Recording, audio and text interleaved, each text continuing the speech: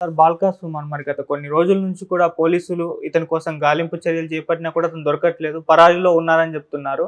అయితే ఇప్పుడు ఇతనికి సంబంధించిన ఒక న్యూస్ బయటకొచ్చింది సార్. అతని ఏంటంటే అది అతను నేపాల్‌లో ఉన్నాడు. దొరికాడు. తొందరలో తీసుకొస్తారు ఇక్కడికి అరెస్ట్ చేసి అని అంటున్నారు. మరి దీంట్లో నిజమెంత ఉంది సార్? నిజమనేది తెలీదు. బట్ వార్త అయితే వైరల్ అవుతుంది. ముఖ్యంగా కాంగ్రెస్ సోషల్ మీడియాలో ఇది బాగా వైరల్ చేస్తున్నారు. ఓకే. ఒక పేపర్ కటింగ్‌ని వాళ్ళు వైరల్ చేస్తున్నారు. ఆ పేపర్ కటింగ్‌లో ఏందంటే బాల్కా సుమన్ నేపాల్‌లో కాఠ్మండ్‌లో ఒక డాన్సింగ్ యాక్ అనే ఒక పబ్‌లో దొరికాడు అనేది చెప్తున్నారు. అతన్ని త్వరగానే తీసుకొచ్చి ఇక్కడ కోర్టుకు పెట్టి అరెస్ట్ చేసి జైల్లో పెడతారు, రిమాండ్కి పంపిస్తారని చెప్తున్నారు. ఎందుకంటే సీఎంకి చెప్పుది తీయించడం అనేది సీరియస్గానే పరిగణిస్తున్నారు. ఆల్రెడీ అతని మీద మంచిర్యాల పోలీస్ స్టేషన్లో కేసు నమోదైంది. వేరే చోట కూడా కేసులు పెట్టారని చెప్తున్నారు. ముఖ్యంగా మంచిర్యాల పోలీసులే ప్రధానంగా దీని మీద టీమ్గా ఫామ్ అయ్యి ఇతని ట్రాకింగ్ చేశారని చెప్తున్నారు. సెల్ ఫోన్లు కూడా 4-5 సిమ్ములు అతను మార్చాడని చెప్తున్నారు. సో ఇతను మధ్యప్రదేశ్ అంటే ఉత్తరప్రదేశ్ మీదుగా మధ్యప్రదేశ్ నుంచి నేపాల్ వెళ్ళాడు, కాఠ్మండ్కి వెళ్ళాడని చెప్తున్నారు. అంటే ఫ్లైట్లు ఇట్లాంటి దారులలో వెళ్తే ఈజీగా పట్టేస్తారని చెప్పి అతను ఈ మార్గం గుండా వెళ్ళాడని చెప్తున్నారు. ఎందుకంటే అప్పటి నుంచి కూడా ఇప్పటి వరకు బాల్క సుమన్ మళ్ళీ ఎక్కడ కనబడలేదు. ఫస్ట్లో ఏమో అతను కేసీఆర్ నందినగర్ కేసీఆర్ ఇంటికి వెళ్ళాడు. అక్కడి నుంచి ఇక్కడ మన బంజారా హిల్స్ ఆఫీస్కి వెళ్ళాడు, బీఆర్ఎస్ ఆఫీస్కి. ఆ తర్వాత అప్పటి నుంచి కనబడట్లేదు అని చెప్తున్నారు. దాంతో అప్పటి నుంచి వాళ్ళు కొన్ని టీమ్స్ అతని మీద నిఘా పెట్టి ఎతుకుతున్నాయి. ఇప్పుడు నేపాల్లో దొరికాడు. ఈ క్లబ్లో, ఈ పబ్బు డాన్సింగ్ యాక్ అనే ఒక పబ్లో కనిపించాడు. సో అతన్ని పట్టుకున్నారు, ఇప్పుడు తీసుకురాబోతున్నారని చెప్తున్నారు. ఇది ఎంత నిజమనేది తెలీదు. బట్ సీరియస్గా రేవంత్ రెడ్డి ఉన్నట్టుగా తెలుస్తుంది. కానీ ఇటు కవిత కానీ వీళ్ళందరూ ఖండిస్తున్నారు. దళిత బిడ్డ మీద ఇలాంటి కేసులు పెడతారా, మీరు ఇలా అరెస్ట్ చేస్తారా అని వీళ్ళు అంటున్నారు. గతంలో రేవంత్ రెడ్డి ఇంతకంటే భయంకరమైన బూతులు మాట్లాడలేదా? పోలీసులను కూడా నగ్నంగా నిలబెడతానని ఒక్కొక్కరిని పచ్చి బూతులు తిట్టారు ఇతను. మొన్న కూడా కేసీఆర్ని రండా అని మాట్లాడాడు.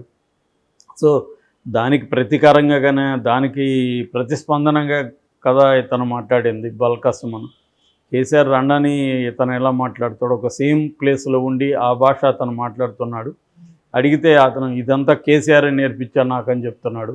సో ఇది ఎందుకంటే మనకి గతంలో ఆంధ్రప్రదేశ్లోనే ఇలాంటి కల్చర్ ఎక్కువగా ఉండేది. ఇక్కడ కొంతవరకు కేసీఆరే దాన్ని తీసుకొచ్చాడు. దానికి ఈక్వల్గా రేవంత్ రెడ్డి తెలుగుదేశంలో ఉన్నప్పటి నుంచి కూడా రేవంత్ రెడ్డి కూడా ఈ భాష మాట్లాడడం అనేది అతనికి కలిసి వచ్చింది. ఎందుకంటే అగ్రెసివ్గా ఉండాలంటే ప్రత్యర్థుల్ని విరుచుకుపడాలి, బూతులు తిట్టాలి అనేది కొంతమంది డెవలప్ చేసుకుంటారు. వాళ్ళని పార్టీలు కూడా ఎంకరేజ్ చేస్తాయి. ఎందుకు మన ఆంధ్రప్రదేశ్లో కూడా చూస్తున్నాం కదా, ఇటువైపు వైసీపీ నుంచి కొడాలి నాని కావచ్చు, రోజా కావచ్చు, రాంబాబు కావచ్చు, ఇలాంటి వాళ్ళు విరుచుకుపడతారు. ఇటు నుంచి కూడా ఉన్నారు, బుద్ధ వెంకన్న కావచ్చు, ఇలా కొంతమంది తెలుగుదేశం నుంచి కూడా ఉన్నారు. అయ్యన్న పాత్రుడు ఇంకా ఎక్స్ట్రీము. సో అలాగా ఇటువైపు నుంచి ఉన్నారు, అటువైపు నుంచి కూడా ఉన్నారు. వీళ్ళని ప్రోత్సహిస్తారు, వీళ్ళని వదులుకోవడానికి సిద్ధంగా లేరు. ఇప్పుడు బోండా బొమ్మ వాళ్ళు కూడా అదే మాట్లాడుతున్నారు. వాళ్ళకి సీట్ రాకపోతే మేము చంద్రబాబుని కాపాడడానికి కోసం వైసీపీ మీద తీవ్రంగా చేసాం, మాకు సీట్ ఇకపోతే ఎలాగా అంటున్నారు. ఇప్పుడు అదొక క్వాలిటీ అయిపోయింది, అదొక పెద్ద గుణంలాగా. అంటే అదొక సాధించినట్టుగా వాళ్ళు ఎంతమంది ప్రత్యర్థుల్ని ఎంత బూతులు తిడితే అంత గ్రేట్ అన్నట్టు.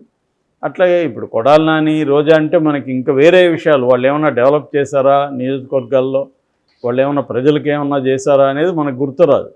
ఓన్లీ వాళ్ళ తిట్లు, వాళ్ళు ఎట్లా బూతులు తిడతారు, వీడియోలు కూడా అవే ఉంటాయి. రోజా ఇప్పుడు ఆమె ఫర్ ఎగ్జాంపుల్ పర్యాటక రంగం మంత్రి, పర్యాటక రంగానికి ఏం చేసిందనేది ఒక వీడియోలో కూడా మనకు కనబడదు. కానీ ఆమె ఎవరోని ఎలా తిట్టిందో బ్రహ్మాండంగా కనిపిస్తుంది. కొడాలి నాని అంతే, ఆయన ఉన్న గుడివాడ నియోజకవర్గానికి ఏం చేశాడో కనబడదు. కానీ ఆయన ఎట్లా ఎవరోని చంద్రబాబుని ఎట్లా తిట్టాడు, లోకేష్ నిల్లది, ఇవన్నీ ఎక్కువగా ఉంటాయి. సో ఇది బాగా కల్చర్ని పెంచి పోషిస్తున్నాయి, అన్ని పార్టీలు చేస్తున్నాయి. ఇక్కడ ఆ కల్చర్లో భాగంగా ఇతను కూడా అర్థం చేసుకోవాలి. బట్ ఇక్కడేమో అక్కడ కూడా జగన్ అదే పని చేసి కేసులు పెట్టిస్తున్నాడు. మొన్న కూడా వేరే ఛానల్లో ఒక అనలిస్ట్ మీద కూడా కేసులు పెట్టినట్టు తెలిసింది. సో అక్కడ జగన్ తనకు అపోజిట్గా మాట్లాడే వాళ్ళకేమో ఫ్రీడమ్ లేదని చెప్తున్నాడు, తన వైపు నుంచేమో ఫ్రీడమ్ ఉంటుంది. ఇక్కడ ఇప్పుడు రేవంత్ రెడ్డి కూడా జగన్ బాటలో నడుస్తున్నట్టుగా కనబడుతుంది. అంటే ప్రత్యర్థులను వేధించడం, ప్రత్యర్థుల మీద కేసులు పెట్టడం, వాళ్ళు చేసిన డెవలప్మెంట్ యాక్టివిటీస్ అంతా కూడా తుడిచిపెట్టడానికి ట్రై చేయడం అనేది రేవంత్ రెడ్డి అజెండాగా క్లియర్గా ఉంది. ఆయన అసెంబ్లీలో కూడా అనౌన్స్ చేశాడు, వాళ్ళతోనే డైరెక్ట్గా చెప్పాడు బీఆర్ఎస్తో, మిమ్మల్ని కంప్లీట్గా తెలంగాణ దీని నుంచి తుడిచిపెట్టేస్తాను, మీది ఏది ఉండదు, ఆనవాళ్ళు లేకుండా చేస్తానని ఓపెన్గానే చెప్తున్నాడు. సో ఇది నిజానికి ప్రజాస్వామ్యంలో డేంజరస్ రాజకీయం. ఎందుకంటే ప్రత్యర్థుల్ని బతికించి ప్రత్యర్థులుగా ఉంచి పోరాటం చేయాలి. అది కేసీఆర్ కూడా చేయలేదు. కేసీఆర్ కూడా తనకు బలం ఉన్నప్పటికీ కూడా కాంగ్రెస్ అంతా కూడా తన వైపు లాగేసుకున్నాడు, తెలుగుదేశంలో ఉండే వాళ్ళని లాగేసుకున్నాడు, చివరికి సిపిఎంలను కూడా వదలలేదు. ఆ స్థాయిలో కేసీఆర్ కూడా అదే రాజకీయాలు చేశాడు. ఇప్పుడు కేసీఆర్కి రివర్సల్ అదే రాజకీయాల్ని రేవంత్ రెడ్డి గిఫ్ట్గా ఇస్తున్నాడు, రిటర్న్ గిఫ్ట్గా ఇస్తున్నాడు. సో అందుకని ఆయనకి బలం లేకపోయినా మూడవ క్యాండిడేట్కి రాజ్యసభలో కూడా రేవంత్ రెడ్డి నిలబెడుతున్నాడు. దాంతో బీఆర్ఎస్లో కూడా ఒక భయాందోళన అనేవి నెలకొన్నాయి. ఎందుకంటే ఇతను క్రాస్ ఓటింగ్ ఏమైనా చేయిస్తాడా ఏంటి అనేది. కొంతమంది ఆల్రెడీ ఎమ్మెల్యేలు టచ్లో ఉన్నారు. సో ఇక్కడ ఇప్పుడు ఇలాంటి రాజకీయాలు ఇక్కడ నడుస్తున్నాయి. ఆ కాంటెక్స్లో భాగంగా బాలకసుమన్ ముందు నుంచి కూడా అతనికి ఇలాగ మాట్లాడే ధోరణి ఉంది. రేవంత్ రెడ్డిని ఎదుర్కోవాలంటే ఇలాంటి వాళ్ళే ఉండాలని బీఆర్ఎస్ నుంచి కూడా బాలకసుమన్ లాంటి వాళ్ళని ఎంకరేజ్ చేశారు. ప్లస్ వాళ్ళకి దళిత్ కార్డు ఉంది, ఏదైనా అయితే దళితుల్ని ఇలా చేస్తారా, దళితుల మీద ఎంత అమానుషంగా ఉంటుందా అనేది దళితులను రెచ్చగొట్టడానికి కూడా ఉపయోగపడుతుంది.